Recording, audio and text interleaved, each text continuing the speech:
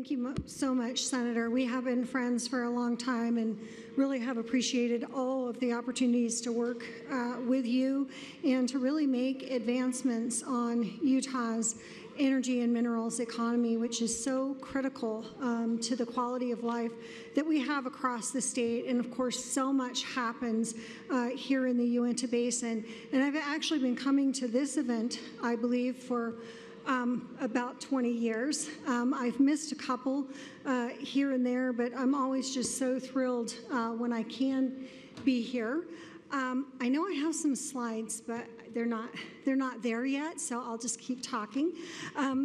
As Senator Winterton mentioned, I've had various positions, many of them here in the state, working for 2 governors, also working in private industry.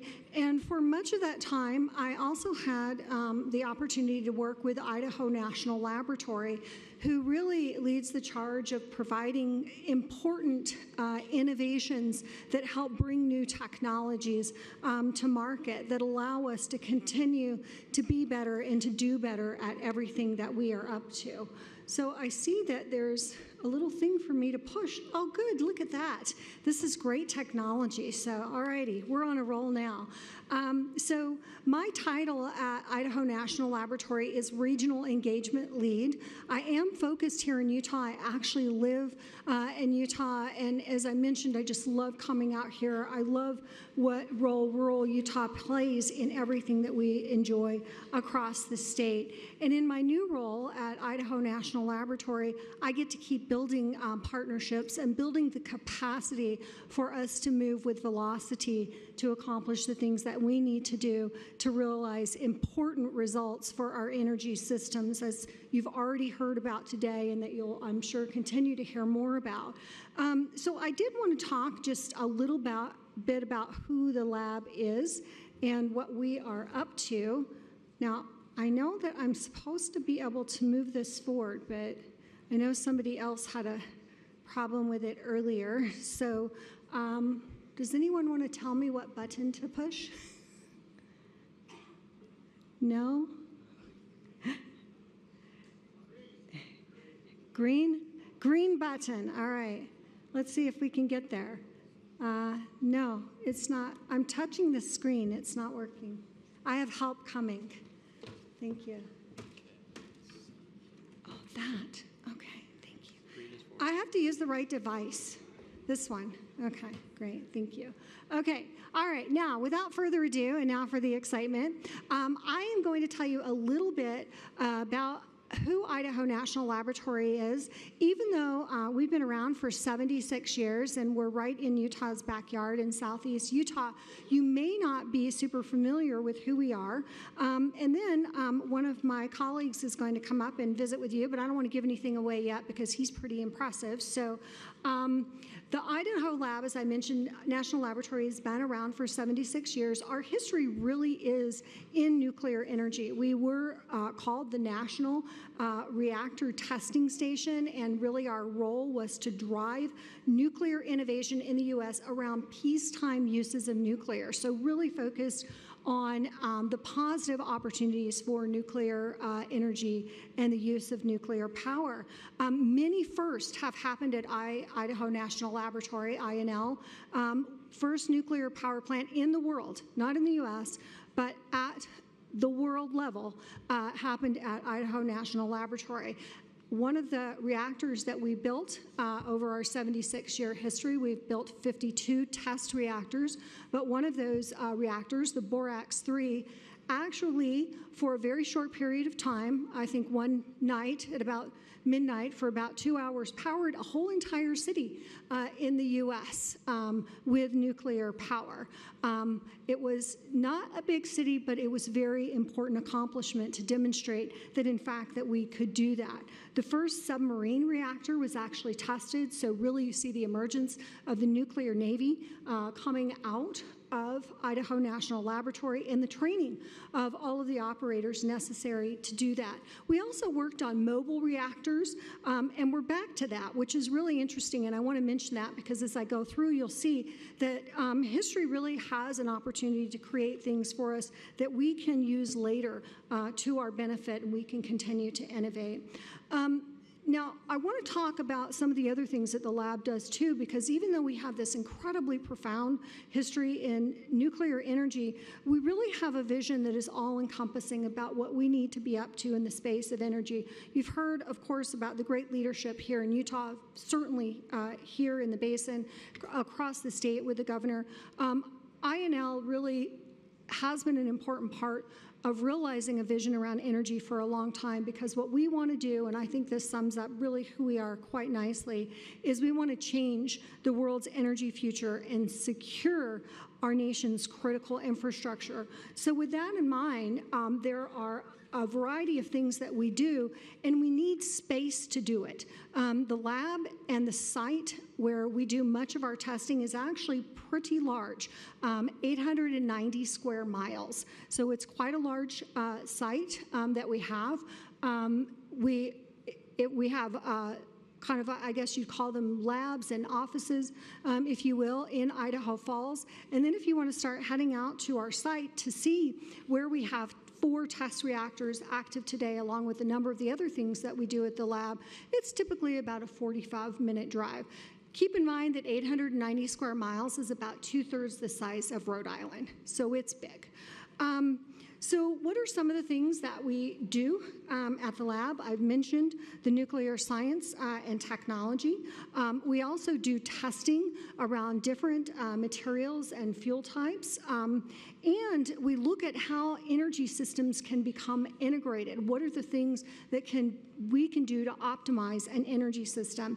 In addition, we protect through cyber and physical security investigations the critical infrastructure for this country. So we actually have a National Homeland and Security Directorate at the lab as well. So we really do a lot of things across the functionality at the lab on our site.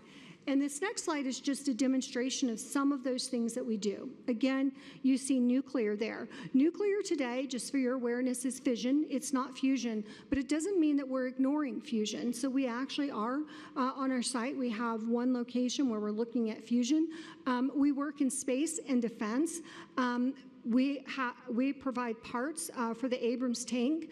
You may be unaware, but the Abrams tank, I think, is ranked as one of the top safest tanks, and it's because one of the reasons is because of the armament on it and the chemical makeup of that, and it contains actually depleted uranium. So we make some of those parts at the lab.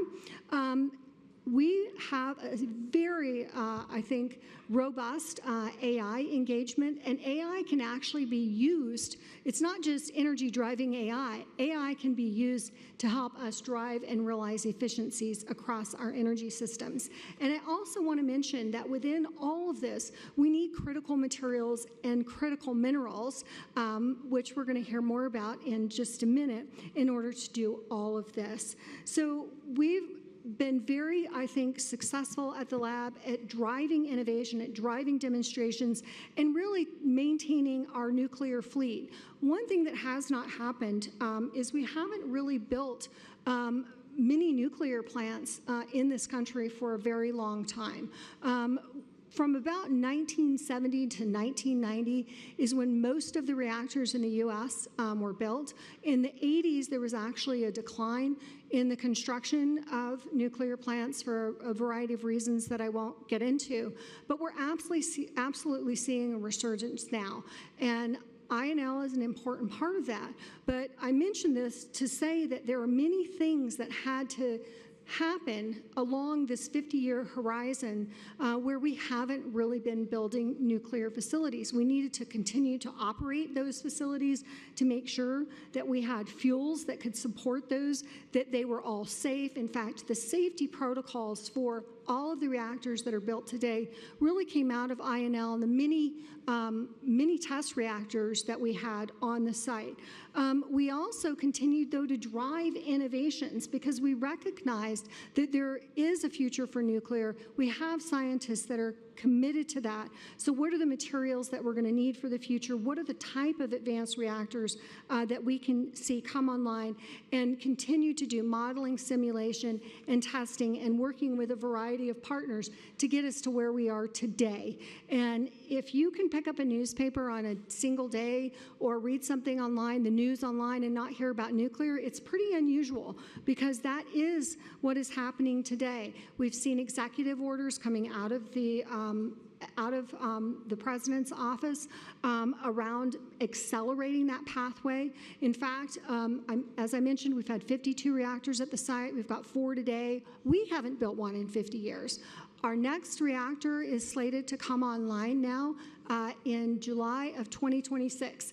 It was like in 2027, but that timeline keeps moving forward. And this is a timeline map that we've put together of the different reactors that are going to be coming online at various stages and in various places. And we have to update this all the time because it keeps moving forward. One of the projects up here I want to mention that's also going to happen on our site is Project Pele. And that's a project that we're doing with a company called BWXT, which will be around a specific type of reactor that we call a microreactor. And this is something we're doing with the Department of Defense. Remember that I mentioned that we had worked on mobile reactors for the military? Well, we're doing it again today because when we are in the field and our military is in the field, fuel and energy are critical. So are there better ways to do that? So with all of that in mind, we absolutely have to have domestic supply to continue to do this. We currently import fuel for our nuclear facilities from countries that are not always supportive of the United States. We need to be able to produce those here. So much of what I've shown you is around the work that we do in that space. We also need to enhance a number of other supply chains, including critical and strategic minerals.